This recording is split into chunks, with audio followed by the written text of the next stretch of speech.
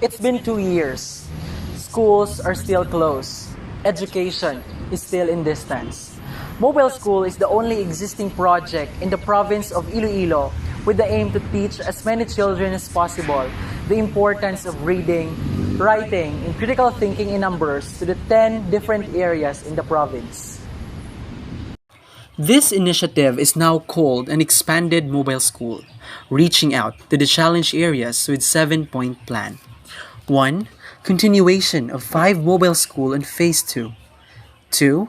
Additional support to 5 mobile schools such as funding, learning materials, learning box. 3. Expand mobile school to challenge areas like islands, indigenous groups, mountain areas, and housing. 4. Creation of learning box. 5. Train volunteers in facilitation and teaching strategies.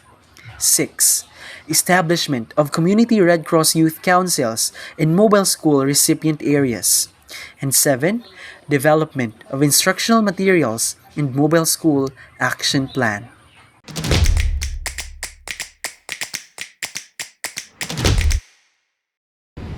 The success of the mobile school to 5 different areas as beneficiaries and 75 learners plus the relationship, commitment, and involvement established by the organization and the community, our story as volunteer teachers in mobile school shall continue.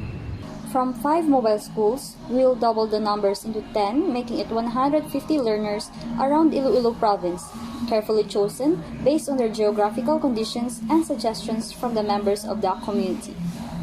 Reaching as far as the remote island community in the province, up to the mountain areas, and be able to achieve in teaching the indigenous people at the tribe. Wala, bali magulang ko lang gid ang gatudlo sa ila. Tapos amon gatudlo masang modular. And then gapatud tanan kami din nga nga eskwela sa nga mga ati sa community sa iya kami gapatudlo kay siya nakagraduate sa college kag To monitor the progress and sustainability of the project, as we started the mobile school, we will continue to maintain the harmonious relationship of the organization and the officials as we will establishing community Red Cross youth councils. Mostly, human resources are needed for this activity. They are the one who will take charge of teaching the kids and facilitating the project. Our volunteers will undergo a training of facilitation so that a unified system and strategies and localized teaching materials will be employed. Finally, as our goal is to reach the challenge areas, we will be creating a learning box. It contains student learning materials such as notebooks, ballpens, papers, reading materials, activity materials, facilitators, instructional materials, hygiene kits, boards, and school-related stuffs. This learning box is designed to be easily carried for transport, climate resilient, and most especially for safekeeping.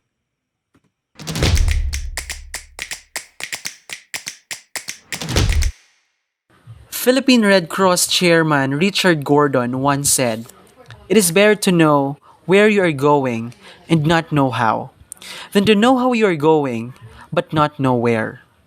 The goal 1 of PRC is to empower the most vulnerable and marginalized community members through sustainable, innovative, needs-based services that sustain resilience and promote human dignity and well-being.